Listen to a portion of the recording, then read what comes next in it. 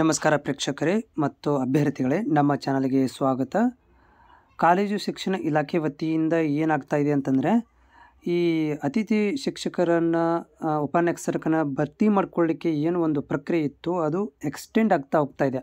ಮತ್ತೆ ಒಂದು ಏನು ಮಾಡಿದಾರಪ್ಪ ಅಂತಂದರೆ, ಈಗ ಅಫಿಷಿಯಲಿ ಒಂದು 2 ಡೇಸ್ ಬ್ಯಾಕಲ್ಲಿ ಅಪ್ಡೇಟ್ ಮಾಡಿರುವಂಥದ್ದು ಅತಿಥಿ ಉಪನ್ಯಾಸಕರು ಏನು ಒಂದು 2025-26 ಸಾಲಿನ ಥರ್ಡ್ ಟೈಮ್ ಮತ್ತೆ ಈಗ ಏನು ಮಾಡಿದ್ದಾರೆ ಅಂತಂದರೆ, ಎಡಿಟ್ ಮಾಡ್ಕೊಳ್ಳಿಕ್ಕೆ ಮತ್ತು ಹೊಸ ಅಪ್ಲಿಕೇಶನ್ಗಳನ್ನು ಹಾಕಲಿಕ್ಕೆ 9ರಿಂದ 12ನೇ ತಾರೀಕು ತನಕ, ಇವತ್ತು 11, ನಾಳೆ ತನಕನೂ ಕೂಡ ಮತ್ತೆ ನೀವು ಹೊಸ ಅಪ್ಲಿಕೇಶನ್ ಹಾಕ್ಬೋದು, ಯಾರೆಲ್ಲ ಅಭ್ಯರ್ಥಿಗಳು ಹಾಕಿಲ್ಲ ಅಂದರೆ. ಆಮೇಲೆ ಯಾರಾದರೂ ಹಾಕಿದರೆ ಅವರಲ್ಲಿ ತಿದ್ದುಪಡಿ ಮಾಡ್ಕೊಳ್ಳೋದಿದ್ದರೆ ತಿದ್ದುಪಡಿ ಮಾಡ್ಕೊಳ್ಳಿಕ್ಕೆ ಲಿಂಕ್ಗಳನ್ನು ಕೊಡಲಾಗಿದೆ.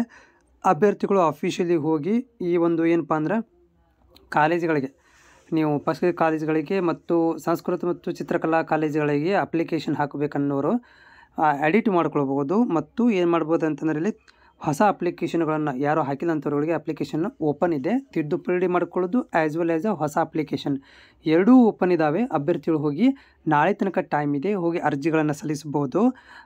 ಇದು ನೋಡಿ, ಇದು ಕೊನೆಯದಾಗಿ ಅನಿಸುತ್ತೆ ನಮಗೆ. ಯಾಕಂತಂದರೆ ಈಗಾಗಲೇ ಇದು ಥರ್ಡ್ ಟೈಮ್ ತಿದ್ದುಪಡಿ ಆಗಿರ್ಬೋದು ಮತ್ತು ಅಪ್ಲಿಕೇಶನ್ ಹಾಕಲಿಕ್ಕೆ ಕೊಟ್ಟಿರುವಂಥದ್ದು.